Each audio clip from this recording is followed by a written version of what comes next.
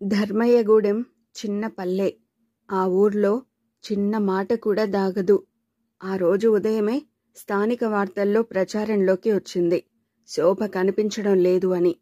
ఈ వార్తలకు, ఈ గొడవలకు దూరంగా తన పనిలో దైవాన్ని చూసే రామచంద్రకు ఈ వార్త అందింది.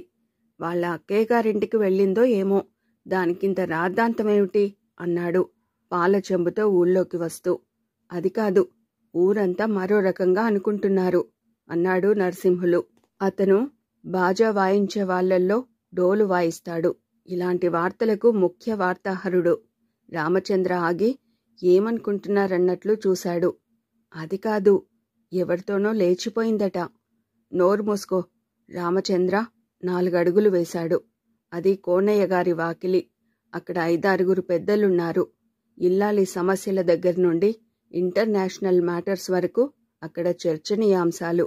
వాళ్ళు ఎంత దారుణంగా మాట్లాడతారో ఎరిగినవాడు కాబట్టి దారి తప్పించి పక్కదారిన ఇల్లు చేరాడు. అక్కడ 4 ఆడవారు చేరారు.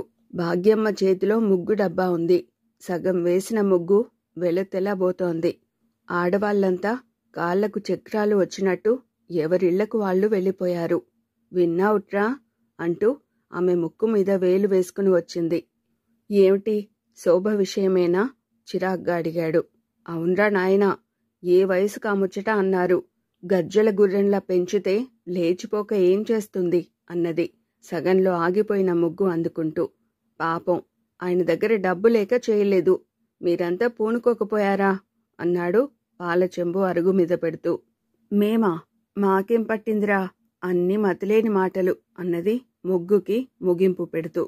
మరేమిటమ్మా, ఒక మంచి పని చేయలేని మీరు అసలు విషయం తెలుసుకోకుండా ఏదో అనేయటమేనా అన్నాడు బావిలో చేదవేసి.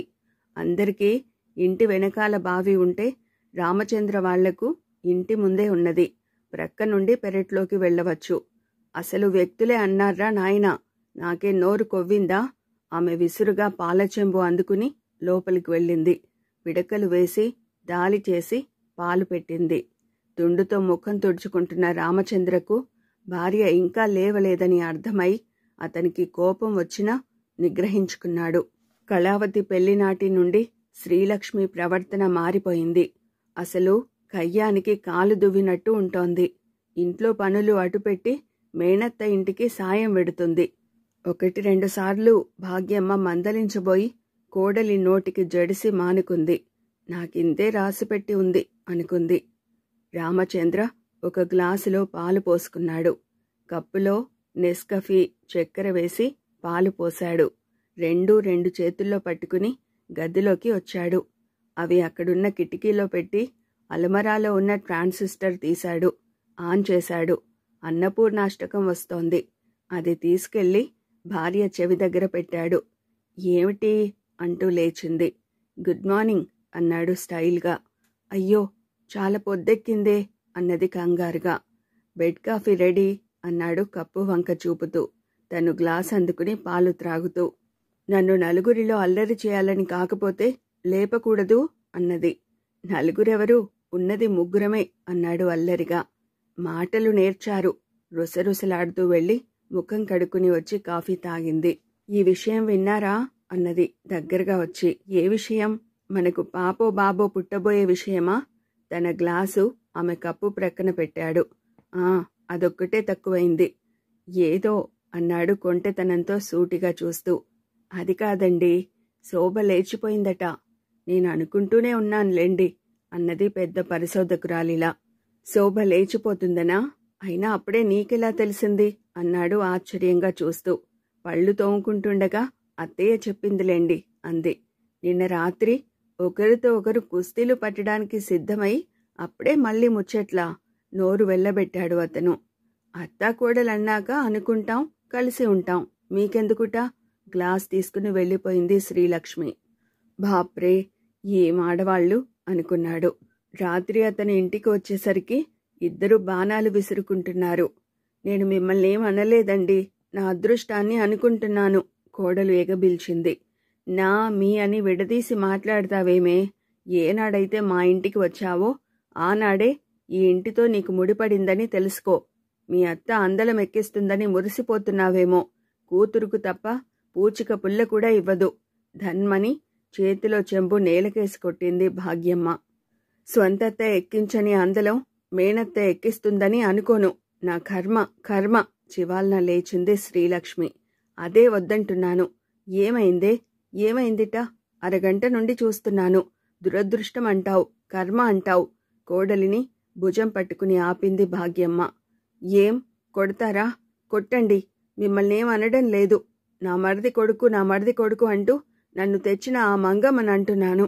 అక్క అక్క అంటూ ఆమె మాటలు విని ఈ కొంపకు ధారపోసిన మా నాన్ననంటున్నాను అన్నది శ్రీలక్ష్మి. అమ్మా! కోపంగా అరిచాడు రామచంద్ర. ఆమె కోడలి భుజం వదిలేసింది. మీ మాటలు వీధిలో అందరికీ వినిపిస్తున్నాయి. మర్యాద అనేది లేదా? ఆ మాట నీ భార్యనడగరా? గొంతు తగ్గింది. కళ్ళల్లో నీళ్లొచ్చాయి. ముక్కు చీదేసిందామె. నన్నెందుకు అడుగుతారు? నేను రాక్షసిని, గయ్యాలిని, పరాయిదాన్ని అని ఎగబిలుస్తూ ఆమె పడక గదిలోకి వెళ్ళింది. రామచంద్ర తల పట్టుకున్నాడు. తమ పక్కింట్లో అత్తాకోడళ్ల పోట్లాటలో ప్రధాన అంశం అత్తగారు చిన్న కోడల్ని చాలా ప్రేమగా చూస్తుందని ఉండేది. అప్పుడే రామచంద్ర అనుకునేవాడు, తానొక్కడే కాబట్టి ఇలాంటి సమస్యలుండవని. కాని అంతకంటే ఎక్కువైపోయారు. అరుగు మీద కూర్చున్నాడు. ఆయన నన్ను ఇలా బతకమని తన దారి తాను చూసుకున్నారు. ఆనాడే అన్న వచ్చి రమ్మన్నాడు. నా కొడుకు పరుల చేతి క్రింద నీరు తాగొద్దని మనసుని చంపుకుని కోరికను మింగుకుని అయినవాడితో కానివాడితో మాటలు పడి పెంచాను. పెద్దవాడయ్యాడు. పెళ్ళాన్ని నోరు ముయ్యమన్నాడా? తల్లి ఏడుపు సన్నసన్నగా వినిపిస్తోంది. ఆ ఏడుపుకు సన్నాయిలా లక్ష్మి ఎగబిల్చడం వినిపించింది. అరగంట చూశాడు. అతను మెత్తగా ఉంటే లాభం లేదని తేలిపోయింది. చచా, ఇది ఇల్లు కాదు. దినమంతా కష్టపడి కాలే కడుపుతో ఇంటికి వస్తే కయ్యాలు ఏడుపులు. ఊరు వదిలి ఎటన్నా వెళ్తాను. పీడ విరగడవుతుంది. ధన్మని తలుపు వేశాడు. అతను ఊహించినట్టే తుఫానులా తల్లి బయటికి వచ్చింది. నువ్వు ఆకలితో వచ్చావని మరచిపోయాన్రా. నీ మీద ఒట్టురా, పిచ్చిదాన్నిరా అంటూ చేయి పట్టుకుంది. నా ఆకలి మిమ్మల్ని చూసి మీ మాటలు విని పారిపోయిందమ్మా. వెళ్ళి ఆ పొలం దగ్గర పడుకుంటాను అన్నాడు. ఆ మాట అంటే నా మీద ఒట్టు. ఆమె కొడుకును లోపలికి లాక్కు వెళ్ళింది. వంటింట్లో శ్రీలక్ష్మి పీటలు వాల్చి ఒక చేత్తో కళ్ళు ఒత్తుకుంటున్నది. అతను ఏమాత్రం గంభీరత తగ్గించినా ఇద్దరూ విజృంభిస్తారని ముఖం మార్చుకుని భోజనం కానిచ్చాడు. వాళ్ళు భోజనం చేశారు. వచ్చి ట్రాన్సిస్టర్ పెట్టుకుని వార్తలు వింటూ కూర్చున్నాడు. మీరేం జరిగిందని అడగరేం? గదిలోకి వస్తూనే అడిగింది శ్రీలక్ష్మి. పోట్లాటకేమైనా జరగాలా? ఇద్దరికి పని పాట లేదు అన్నాడు. అనండి అనండి, నేనే పరాయిదాన్ని అన్నది రోషంగా. నిజంగా పరాయిదానివే. నాదానివే అయితే ప్రొద్దునానగా వెళ్ళి రాత్రి ఇంటికి వస్తే ఎడబొబ్బలు పెడబొబ్బలతో నా స్వాగతం ఇచ్చేది అన్నాడు నిలదీసినట్టు. తప్పైపోయిందండి. వచ్చి అతని మోచేతిపై తలవాల్చింది. తుఫాను రాబోతూ గాలి మరో దిశకు తిరిగిందనుకుని నిట్టూర్చాడు. అతను ఆమెతో వేరే విషయాలు మాట్లాడాడు. ఉదయం 4:30 గంటలకు లేచి పొలం వెళ్ళి పాలు తీసుకుని వచ్చేసరికి శోభ లేచిపోయిందన్న విషయం గుప్పుమంది. రాత్రి నువ్వా నేనా అని పోట్లాడుకున్న అత్తా కోడళ్ళిద్దరూ ఒకే విధంగా శోభ విషయం మాట్లాడారంటే ఆశ్చర్యంగా ఉంది. నాకేం తెలుసు, మీ ఆయన ఇంట్లోనే ఉన్నాడుగా అన్న తల్లి మాటలకు అతను మళ్ళీ ఏమొచ్చిందో అనుకుంటూ బయటికి వచ్చాడు. తలుపు వద్ద ధర్మయ్య నౌకరు నిల్చున్నాడు. ఏమిట్రా? రామచంద్ర అడిగాడు. అయ్యా, మంగమ్మ లచ్చిమమ్మను పిలవమందయ్యా అన్నాడు. వాళ్ళు పిలిస్తే వెళ్తున్నాను. అక్కడ నేనేదో ఆడుకోవడానికి వెళ్తున్నట్టు మాట్లాడుతుందే మీ అమ్మ. ఆడపులిలా వచ్చింది శ్రీలక్ష్మి. ఆడుకుంటున్నావో ఆడిపోసుకుంటున్నావో నాకేం తెలుసు. ఈ చాకిరీ నేను చేయలేనమ్మా. పనులు తీర్చుకుని వెళ్ళు అన్నదామే. నువ్వు పదరా, నేను వస్తున్నాను అన్నాడు రామచంద్ర. అతను వెళ్ళిపోయాక భార్యను గదిలోకి పిలిచాడు. చూడు లక్ష్మి, ఉదయం సాయంత్రం ఎప్పుడు పడితే అప్పుడలా వెళ్ళడం నాకిష్టం లేదు అన్నాడు. ఆమె అయిష్టంగా ముఖం పెట్టింది. అక్కడ ఊరి వార్తలు వేడి వేడి గారెల్లా ఉంటే కళావతి కాపురం గురించిన వార్తలు పాయసంలా ఉంటాయి. పనైపోయాక ఒకసారి వెళ్ళిరా, కాదన్ను అనుకుంటూ ఆమె చెప్పే మాటలు వినకుండానే ధర్మయ్య ఇంటికి వచ్చాడు. లక్ష్మి ఎదురా? మంగమ్మ అడిగింది అతని భుజం మీదుగా బయటికి చూస్తూ. ఇంకా పని కానట్టుంది పెద్దమ్మ, పెదనాన్న లేరా అన్నాడు తను ఆమె భుజం మీదుగా లోపలికి చూస్తూ. స్నానం చేస్తున్నారు. లక్ష్మి వస్తుందని చేగోడీలకు అరిసెలకు పిండి కొట్టించాను. కళమ్మ ఇంటికి తీర్థంలా వస్తారట జనం. అక్కడ బిడ్డ ఏం కష్టపడుతుందో ఏమో అన్నదామె దిగులుగా. బావ కళను కష్టపెడతారా పెద్దమ్మ అన్నాడు అర్థవంతంగా. శ్రీకాంతం, భుజగసేనం, సురేశం, విశ్వాకారం అనుకుంటూ ధర్మయ్య వచ్చాడు. నీకోసమే కబురు పంపుదామనుకుంటున్నాన్రా, ఏదో ఇంగ్లీష్ ఉత్తరం వచ్చింది అన్నాడాయన ఉత్తరీయం సవరించుకుంటూ. రాముడు, మీ అమ్మ ఏం చేస్తుందిరా ఇంట్లో? పని ఆ మాత్రం చేసుకోలేదా? ఏదో మేనపిల్లయితే నాకు చేతికి అంది వస్తుందనుకున్నాను. మా కడుపున ఓ మగ నలుసుంటే మీకోసం ప్రాకులాడేవారమా అన్నది. ఇప్పుడు ఏమైంది? ధర్మయ్య కోపంగా చూశాడు. నన్ను అనమంటే అంటారు, మళ్ళీ మర్చిపోతానేమో. మీ పెదనాన్న ఆ పిల్ల విషయం చెప్పాడా? అదేరా, ఆ శోభ లేచిపోయిందటరా అన్నది. ఆహా, అలాగా అన్నాడు ఎలాగో ముఖం పెడుతూ. ఏమిటోరా నాయనా, కనంగానే సరా పెళ్ళిళ్ళు చేయొద్దు, మన కళమ్మ పెళ్లి చేశాం, ఆ బాధ్యత తీరిపోయింది అన్నది తేలికగా. నువ్వు పెళ్లి చేయకపోయినా కళమ్మను లేపుకుపోయే దౌర్భాగ్యులెవరు లేరు అనబోయి మాట మింగేశాడు. ఇదిగో, చేసిన వాళ్లకంటే చెప్పుకున్న వాళ్ళు పాపాత్ములట. ఎందుకన్నాసా? ఆయన కసురుకుని ఓ ఉత్తరం తీసి ఇచ్చాడు. రామచంద్ర ఉత్తరం చదివి ఆశ్చర్యపోయాడు. బావ రాశారు పెదనాన్న. ఎవరు? మన కళమ్మ ఇంటాయనా? అవును. ఆ పొలాలు కొనడానికి మంత్రిగారు సుముఖంగానే ఉండేవారట. ఆయన పోర్టుఫోలియో మారిందట. కొత్త ఆయనకేమో మన పొలాలు పరిశ్రమలకు పనికిరావని ఎవరో ఎగదోశారట అన్నాడు జాలిగా చూస్తూ. ఏదేది పూర్తిగా చదువు అన్నాడు కంగారుగా. పూర్తిగా చదివే చెబుతున్నాను అన్నాడు ఉత్తరం మడిచి ఇస్తూ. మరి వీళ్ల డబ్బు మాటో ఆ విషయం రాయలేదా? అది అప్పిచ్చిన డబ్బా పెదనాన్న, మీరు లంచం ఇచ్చారు, అది తిరిగి వస్తుందనుకోవడం భ్రమ అన్నాడు లేస్తూ. ఆ మంత్రి ఏం మనిషిరా, ఒక ఆయన పనికి వస్తాయంటే కాదనడానికి అతనెవరు? నేను స్వయంగా హైదరాబాదు వెళ్తే గాని పనులు కావురా, ఒకసారి వెళ్ళి వద్దాం పదా అన్నాడు. నాకేం పని ఉందండి, మీరు వెళ్ళిరండి అన్నాడు వినయంగా తిరస్కరిస్తూ. వెళ్ళరా, వెళ్ళు, అల్లుడిని చూసైనా నేర్చుకోరా, భార్యనెలా సుఖపెట్టాలో. మరిది కొడుకని తెచ్చి ఆ పిల్లదాని గొంతు కోశాను. మంగమ్మ వచ్చింది ఇంట్లో నుండి. ఇదిగో, నువ్వు నోరు మొయ్యి, ఇప్పుడు ఆ పిల్లకేం కష్టం వచ్చింది? రాముడు, వెళ్ళేప్పుడు ఒకసారి మా పొలాల వైపు చూడు, అవసరం అనుకుంటే 5-6 రోజులుండి వస్తాను అన్నాడాయన. అతను వస్తూ తొంగి చూశాడు. పెరటి తలుపు దగ్గర 10 మంది దాకా అమ్మలెక్కలు చేరి శోభ విషయమే మాట్లాడుకుంటున్నారు. అమ్మో, ఆ తల్లి గట్టిదేనే, నేనైతే బావిలో దూకేద్దును. అవునే, అది ఉత్తరం రాసిపెట్టిందట. మీరు ఎవన్నో వెధవను తెచ్చి కడతారు, నాకక్కర్లేదు, అదృష్టముంటే సినిమా స్టార్ అవుతానని వ్రాసిందట. ఒక ఆమె ముక్కున వేలుంచుకుంది. గుమ్మానికి 2 చేతులు ఆంచి వింటున్నాడు రామచంద్ర. అది గుండెలు తీసిన బంటు. మన పోరలు అంటున్నారు, ఎవడో మోటార్ సైకిల్పై వచ్చేవాడట. ఇద్దరూ నాయిళ్లకుంట దగ్గర ఒక్కటే గుసగుసలట. అవునంట, మా వారు ఎవరే ఆ వెళ్లేది అని అడిగితే విసురుగా జడ తిప్పుకుందట అన్నారెవరో.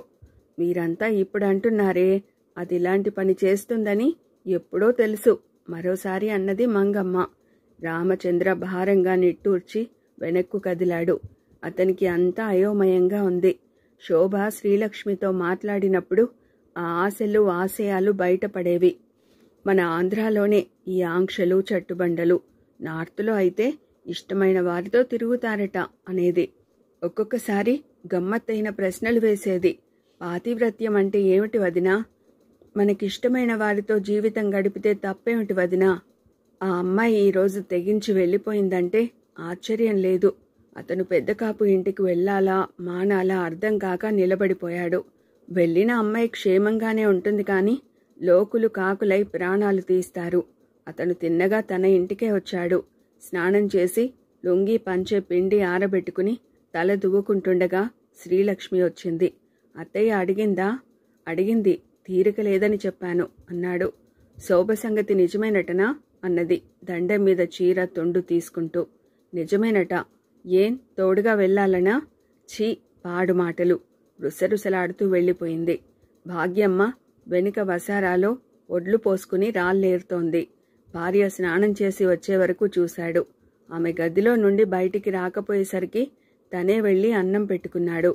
పక్కనే పాత్రలో చారు కనిపించింది. అవి గిన్నెలోకి వంపుకున్నాడు.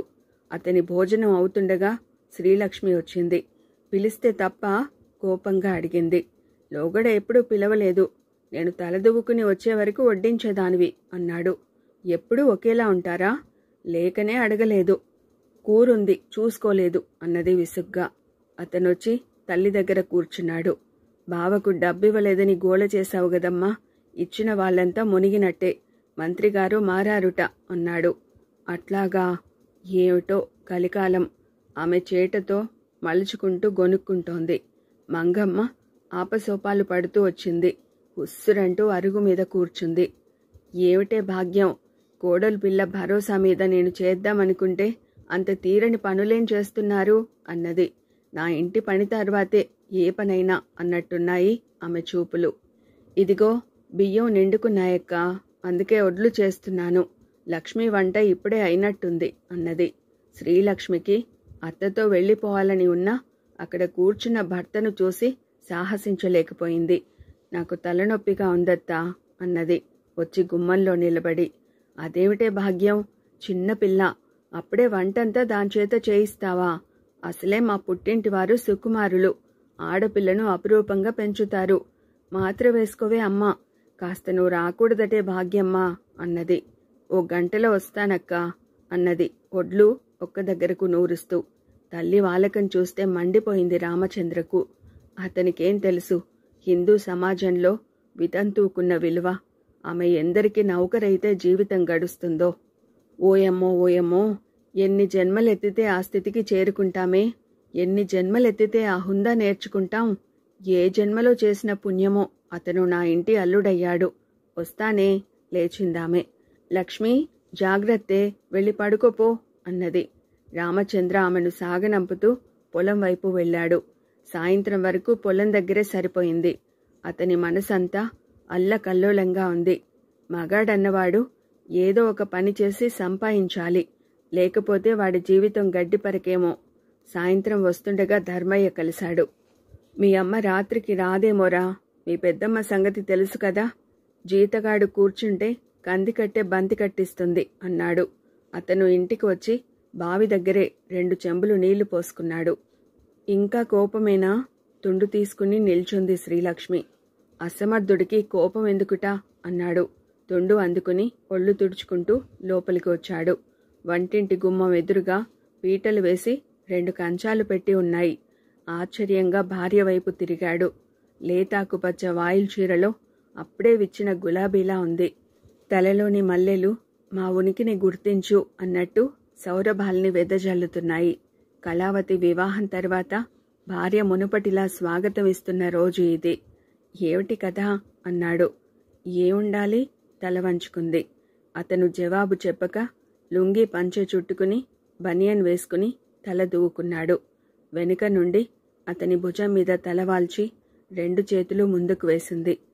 ఏమండి, అందరికీ ఉన్న హంగులు మనకు లేవని ఏదో అంటే ఆమెకు ఏడుపు వచ్చింది.